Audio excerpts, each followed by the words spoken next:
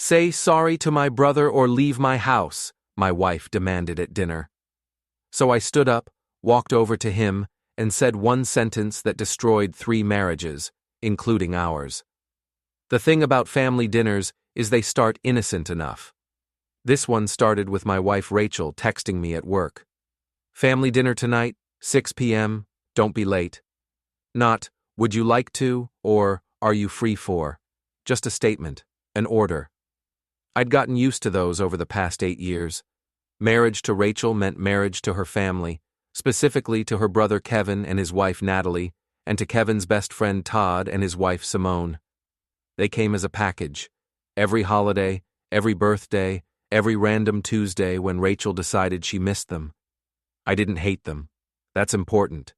I didn't walk into that dinner with some vendetta. Kevin was fine, kind of loud, kind of obsessed with his gym routine and his Tesla. Natalie was sweet, but clingy, always needing Rachel's approval for every decision. Todd was the quiet one, worked in IT, barely said 10 words at these things. Simone talked enough for both of them. Real estate agent, always had a deal closing, always had a story. Got home at 5:47. Our house, the one Rachel and I bought 3 years ago, the mortgage I paid 80% of because she'd taken a pay cut to work at her friend's boutique, was already full. Cars in the driveway, voices from the kitchen. Walked in. Kevin was at my grill, flipping steaks. My grill. The expensive one I'd bought myself for my birthday after Rachel said we couldn't afford it, then got it anyway and just dealt with her silent treatment for 3 days. There he is, Kevin boomed. The working man. How's the salt mines? I managed IT infrastructure for a hospital network. Not glamorous, not exciting, but it paid well and kept the lights on. Fine, I said. Busy day. Rachel appeared from the dining room. You're late. I'm 13 minutes early. We said 6. I texted you at 2. You said 6. It's 5:47. She waved that away. Whatever, everyone's here. Go change. You look terrible. I looked down at my button-down and slacks. Standard office wear. I'm fine. You're not. Go put on the blue shirt, the one I bought you.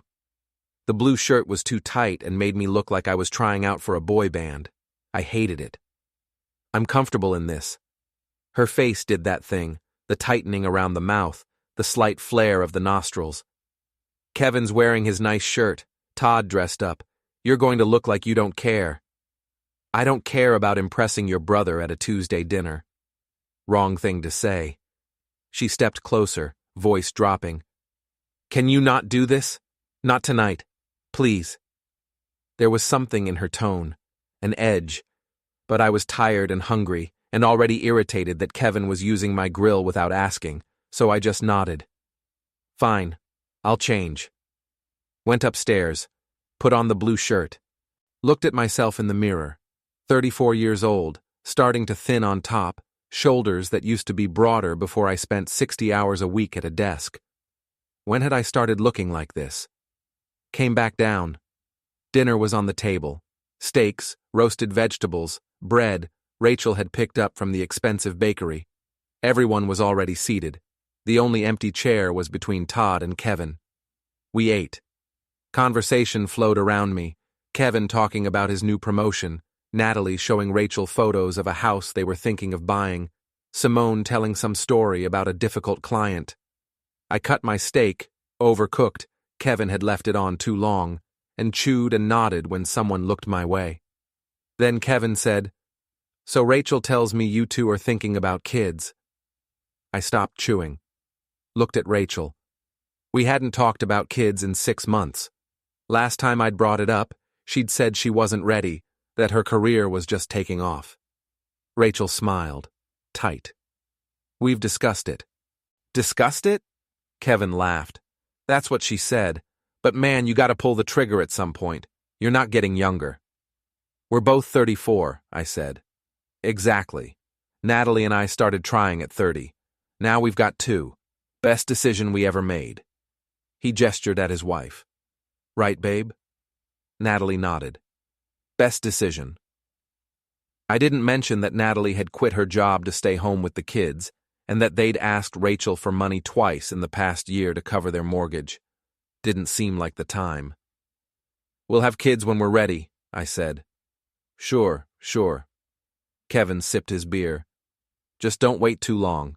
You don't want to be the old dad at the playground." Rachel's hand found mine under the table, squeezed. Warning or comfort, I couldn't tell. The conversation moved on. Simone started talking about some vacation she and Todd were planning to Costa Rica. Then Natalie brought up some issue with her mother-in-law, and Rachel jumped in with advice, and for a while I just sat there eating overcooked steak and wondering why I'd agreed to this. Then Todd said something. Quiet, almost under his breath. "At least some of us work for our money." Silence. Complete silence. Everyone heard it. Kevin's fork stopped halfway to his mouth. "What did you say?" Todd looked up, met Kevin's eyes. "Nothing." "No, say it again." "I said at least some of us work for our money." Kevin set his fork down, slowly. "What's that supposed to mean?" "Means what it means." Todd's voice was still quiet, but there was steel in it. "You've been talking about your promotion for 20 minutes. Congratulations. You earned it by being the boss's nephew." Natalie gasped. Actually gasped like she was in a period drama. Kevin's face went red. You have no idea what you're talking about. Your uncle owns the company. Everyone knows. You got hired because of him. You got promoted because of him. That's fine. But don't sit here acting like you're some self-made success story." I couldn't believe what I was hearing. Todd never talked like this. Todd barely talked at all. Simone put her hand on Todd's arm. "Honey, maybe—" "No." He shook her off. "I'm tired of it. Every dinner, every gathering. Kevin talking about how hard he works, how successful he is. It's all handed to him." Kevin stood up. Chair scraped back loud against the hardwood. "You want to take this outside?" "Take what outside? The truth?" Todd stayed seated, calm. "Sit down, Kevin. You're not going to fight me." Rachel stood up too. "Everyone just calm down. Let's all take a breath." Kevin ignored her. "You're jealous. That's what this is. You're jealous because I'm successful and you're sitting in some basement fixing computers." "I make twice what you make," Todd said. "I looked it up. Your company posts salary ranges. Your position? I make double." Kevin's mouth opened, closed. "Bullshit. It's not. And you want to know the funny part? I actually earned my job, went to school for it, got certifications, worked my way up. You played golf with your uncle." That's when Natalie started crying, full sobbing. "This is so mean. Why are you being so mean?" Simone stood up. "We should go." "No." Rachel's voice cut through. "Nobody's going anywhere. Todd, you owe Kevin an apology." Todd looked at her. "For what? For stating facts?" "For being cruel. For attacking him in his own home." "It's not his home," I said. Don't know why I said it. Just came out. "It's our home. Mine and Rachel's." Everyone looked at me. Rachel's face did something complicated. "What?" "You said Kevin's home. This is our home." "I meant, you know what I meant. Don't be pedantic." "I'm not being pedantic. I'm being accurate." I was tired. So tired. Of all of it. And Todd doesn't owe Kevin an apology. Everything he said was true. Kevin pointed at me. "You don't know anything about my career. I know your uncle hired you. You told me that yourself. 2 years ago at Thanksgiving. You said it was nice to have family connections." His finger lowered. I didn't mean. Say sorry to my brother or leave my house." Rachel's voice went shrill. Actually shrill. "Right now. Choose." The room went quiet again. Different kind of quiet. The kind where everyone's holding their breath. I looked at her. Really looked at her. At the woman I'd married 8 years ago. The woman who'd promised to be my partner, my equal, my teammate. The woman who'd just called our shared home her house and given me an ultimatum about apologizing to her brother for something that wasn't even wrong. Your house, I said. What? You said your house, not our house. Your house. That's not. Stop twisting my words. I'm not. You said it. I stood up, looked at Kevin. Everyone was staring at me now. Walked over to him. He tensed up like I might hit him. I stopped 2 feet away. I'm sorry, I said. Rachel exhaled, relieved. Then I finished. I'm sorry your wife's been sleeping with Todd for the past 8 months, and that Rachel's known about it the whole time and helped them cover it up. You know that expression about silence being deafening? It's real. The silence in that room had weight, had texture. I could feel it pressing against my eardrums. Natalie stood up, slow, like she was underwater. What did you say? Todd had gone white. Actually white. Simone was looking at him, mouth open. Kevin's face cycled through confusion, disbelief, anger. What the fuck are you talking about? Rachel grabbed my arm. How do you, that's not. I found the emails, I said. Simple. Factual. 3 weeks ago. My old laptop that Rachel uses. She'd left it open. Group chat between her, Natalie, and Simone. Talking about how Natalie and Todd had to be careful, how to coordinate their schedules. Rachel was helping them plan their meetups. Natalie was shaking her head. No, that's. Kevin, he's lying. He's making this up. I have screenshots, I said. Backed up to 3 different cloud services. Dated. Time-stamped. Todd stood up. We should go. Nobody fucking move. Kevin's voice was low. Dangerous. He looked at Natalie. Tell me he's lying. She opened her mouth. Nothing came out. He looked at Rachel. You knew? Rachel was still gripping my arm, nails digging in. It's complicated. They were going to tell you. When? He laughed. Harsh sound. When were they going to tell me? Simone spoke for the first time, voice steady, calm. How long? Todd looked at her. Sim. How long, Todd? 8 months, he whispered. She nodded, picked up her purse. Okay. Sim, wait. Okay, she said again.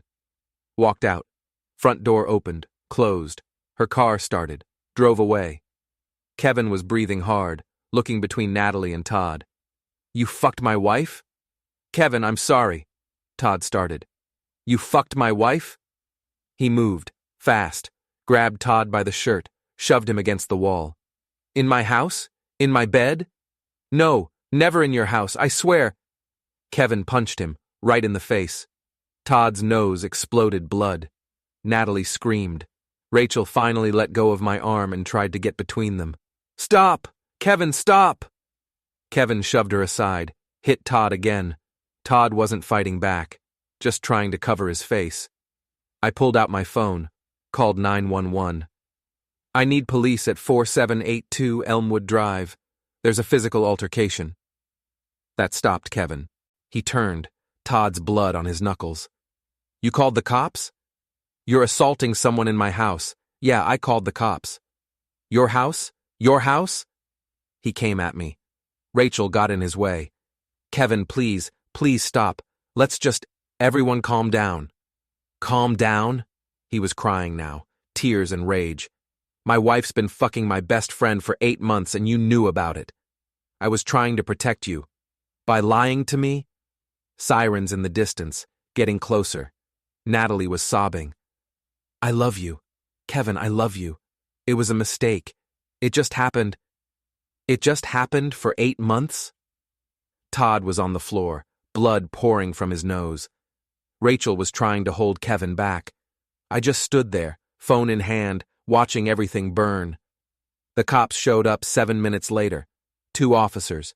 They separated everyone, took statements. Kevin tried to explain, kept saying they were cheating, like that justified assault. The officers were professional, patient. They arrested Kevin anyway. Assault is assault. Natalie went with him, still crying, still saying it was a mistake. Todd went to the ER, broken nose, fractured orbital bone, would need surgery. Rachel and I were alone in the house. Our house. My house. whatever it was. She stood in the kitchen, mascara running. How could you do that? Do what? Destroy everything. You destroyed 3 marriages. I didn't destroy anything. I just said what was already true. You knew for 3 weeks? 3 weeks and you didn't say anything? I was gathering evidence, making sure. For what? For this? She gestured at the chaos around us. Blood on the floor. Broken chair. What was the point? The point was I was tired of the lies. Tired of watching you prioritize your brother over me. Tired of being ordered around in my own house. Our house. You said your house. You've been saying it for years. Acting like it. This whole marriage, I'm just the guy who pays the bills and shows up when you need him and keeps his mouth shut about everything else. She was crying now. That's not true. Isn't it? When's the last time you asked about my day, about my work, about anything I care about? When's the last time we had sex? She flinched. 7 weeks, I said. I counted. 7 weeks. But you found time to help Natalie and Todd coordinate their affair. They're my friends. I'm your husband. Or I was supposed to be. Update 1. I moved into a hotel that night, extended stay place near the hospital where I worked. Rachel called constantly. I stopped counting after the 50th call. I answered once. We need to talk, she said. Get a lawyer. Mine will contact you next week. You're divorcing me? Over this? Over all of it. This was just the breaking point. She hung up, called back an hour later, then 2 hours after that. I blocked her number. Spent the weekend in that hotel room, eating takeout and watching the social fallout. Kevin and Natalie separated immediately. He moved in with his parents, told everyone what had happened. Their friend group imploded, half sided with him, half thought he'd overreacted. Todd and Simone were done. She filed for divorce Monday morning. Fast, clean. She'd already contacted a lawyer before the dinner was over. Rachel tried to call from different numbers, left voicemails. We can fix this. We can go to counseling. I didn't mean what I said. I didn't respond to any of it. Monday, I contacted a divorce attorney. Woman named Patricia Warner, late 50s, reputation for being ruthless. Told her everything, showed her the screenshots. She leaned back in her chair. This is going to be expensive. For her or for me? Both. But more for her if we play this right. She pulled out a legal pad. You said you paid 80% of the mortgage? Give or take. And you've been married how long? 8 years. Kids? No. Assets? I listed them. The house, my name, but purchased during marriage. My 401k, substantial. Her 401k, minimal. Savings, mostly mine. The cars, both in my name because her credit was shot when we got married. Patricia made notes. Oregon's an equitable distribution state. Not necessarily 50-50, but fair based on contribution. With your income disparity and the evidence of her hiding an affair. She smiled. Shark smile. We can work with this. I want the house. You'll get the house. She'll get half its equity, but you'll get the house. Fine. We spent 2 hours going over everything. I told her about Rachel's spending habits, about the money she'd given Kevin and Natalie, about her part-time job that barely covered her car payment. Told her about the group chat, the coordination, the lies. Do you have access to her phone? Patricia asked. No. Computer? Maybe. She uses my old laptop sometimes, the one I gave her when I upgraded. Get it. See what else is there. Financial stuff especially. If she's been hiding money or spending on them, we need to know. Went back to the house Tuesday. Rachel's car was gone. Grabbed the laptop, some clothes, my files. Saw the blood stain on the floor where Todd had been. Someone had tried to clean it. Hadn't worked. The laptop had everything. Emails going back 3 years. Rachel complaining about me to her friends. He's so boring. He never wants to do anything. I feel trapped. Plans with Natalie and Todd. Not just affair coordination, but complaints about their spouses. Simone was in some of those threads, making jokes about Todd's performance in bed. Found financial records. Rachel had a credit card I didn't know about. $23,000 in debt. Cash advances. Transfers to Kevin. Charges at restaurants and hotels when she'd told me she was working late. Sent it all to Patricia. She called me an hour later. This is better than I thought.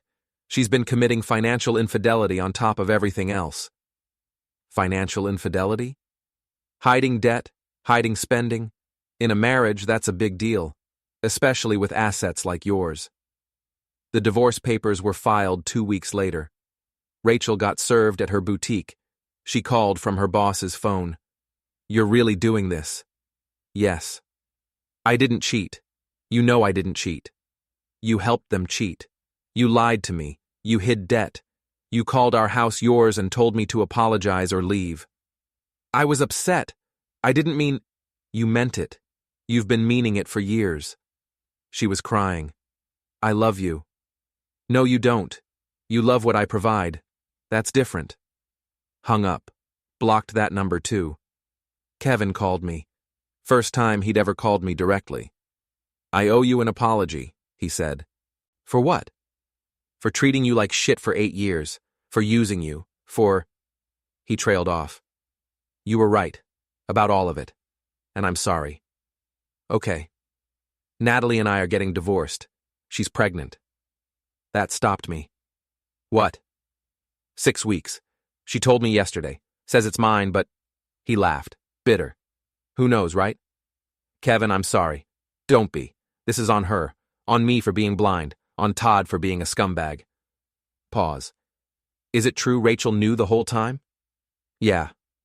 Fuck. Another pause. I don't blame you for leaving her. She chose them over you. We talked for 10 more minutes. First real conversation we'd ever had. He told me about finding text messages, about Natalie admitting everything, about how his uncle was pissed because the drama was affecting the family business, about how he'd taken a plea deal for the assault charge, pled guilty to misdemeanor assault, got a year probation, and had to pay Todd's medical bills. $23,000 for the surgery and follow-ups. Todd lost his job. Turned out one of his company's biggest clients was a friend of Simone's. When word spread through their industry networks, the client threatened to pull their contract unless Todd was let go. His boss fired him for performance issues, but everyone knew why. Simone made sure everyone knew why they were divorcing. Posted the whole story on Facebook, named names. Todd tried to call me once. I didn't answer. Simone posted the whole story on Facebook against her lawyer's advice. Named names, shared details. Her attorney was furious, but by then it was done. The post got shared hundreds of times before she finally deleted it. Final update. The divorce took 8 months. Rachel fought everything. Wanted spousal support. Wanted half of everything. Wanted me to pay her legal fees. Patricia destroyed her. We went through depositions, financial discovery, 2 court hearings. Rachel's lawyer, some guy who specialized in protecting women's rights, tried to paint me as controlling and financially abusive. Patricia countered with the credit card statements, the emails, the evidence of Rachel's lies.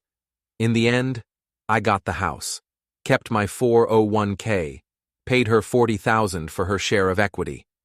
The house had about $115,000 in equity total, but Patricia argued Rachel's $23,000 in hidden debt and financial fraud reduced her share substantially. She got $40,000, less than half what she thought she'd get. She got her car, her debt, and nothing else. The $23,000 in hidden credit card debt? Patricia argued Rachel had committed financial fraud. Rachel's lawyer pushed back but couldn't prove the spending was for marital purposes. Lots of it was gifts for Natalie and Todd, dinners when they were sneaking around, hotel rooms Rachel had booked for them. Judge wasn't impressed. Rachel left with less than she came in with. Kevin's divorce was messier. Natalie had the baby 8 months after that dinner. DNA test confirmed it was Todd's. Kevin walked away. Pays nothing. Wants nothing to do with any of them. Todd and Simone's divorce was quickest. She took half his stuff and disappeared. Moved to Seattle, started over. Rachel tried to contact me after everything was finalized. Showed up at my work. Security called me. There's a woman here asking for you. Says her name is Rachel. Tell her I'm not available and that all communication needs to go through my attorney. She's crying. Says it's urgent. Tell her if she doesn't leave, we'll call the police for trespassing. She left. Last I heard, she moved in with Natalie. They're roommates now, raising Todd's kid together. The baby's about 4 months old now. Todd sends child support, but that's it. He moved to Portland. Works remote for some startup. I'm still in the house, repainted, new furniture. Got rid of everything that reminded me of her. It's quiet. Really quiet. Just me and my thoughts and work. Sometimes I think about that dinner. About how one sentence changed everything. About whether I should have just kept my mouth shut, wrote it out. Maybe things would have gotten better. But they wouldn't have. That's the thing. They were already broken. I just finally said it out loud. I'm sitting at my new kitchen table right now, the one I picked out myself.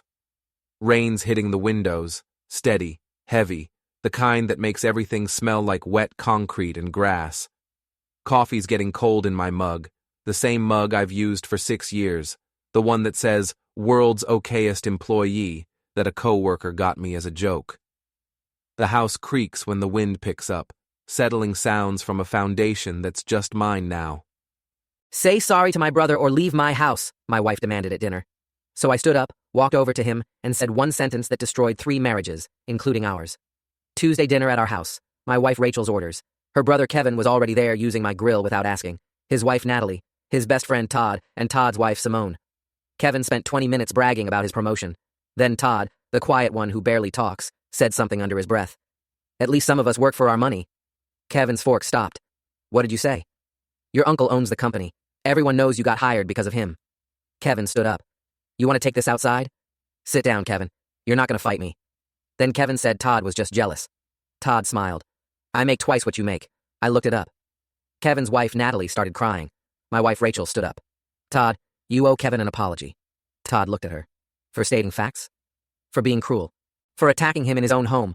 "It's not his home," I said. "Don't know why. Just came out. It's our home, mine and Rachel's." Rachel's face twisted. "Don't be pedantic." Then she screamed it. "Say sorry to my brother or leave my house, right now. Choose." The room went dead silent. I looked at her. Really looked at her. The woman who'd just called our shared home, her house. The woman giving me an ultimatum about apologizing to her brother. "Your house," I said. "What?" "You said your house, not our house. Stop twisting my words." "You said it." I stood up, walked over to Kevin. He tensed like I might hit him. "I'm sorry," I said. Rachel exhaled, relieved. Then I finished. "I'm sorry your wife's been sleeping with Todd for the past 8 months, and that Rachel's known about it the whole time and helped them cover it up." The silence had weight. Kevin's face cycled through confusion, disbelief, rage. "What the F are you talking about?" "I found the emails, 3 weeks ago. Group chat between Rachel, Natalie, and Simone, talking about how Natalie and Todd had to be careful. Rachel was helping them plan their meetups." Natalie was shaking. "He's lying. Kevin, he's making this up." "I have screenshots," I said. "Backed up to 3 different cloud services. Dated. Time-stamped." Todd stood up. "We should go." "Nobody effing move." Kevin looked at his wife. "Tell me he's lying." She opened her mouth. Nothing came out. Simone's voice cut through. Steady. Calm. "How long, Todd?" He couldn't look at her. 8 months, he whispered. She picked up her purse. "Okay." Walked out. Car started. Gone. Kevin grabbed Todd, slammed him against the wall. "You screwed my wife?" Punched him. Todd's nose exploded. I called 911.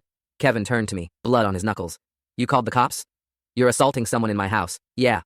Rachel was screaming, Natalie sobbing, Todd bleeding on the floor. 7 minutes later, cops arrested Kevin. Natalie went with him. Todd went to the ER, broken nose, fractured eye socket. Then it was just me and Rachel. She looked at me with mascara running down her face. "How could you destroy everything?" "I didn't destroy anything. I just said what was already true."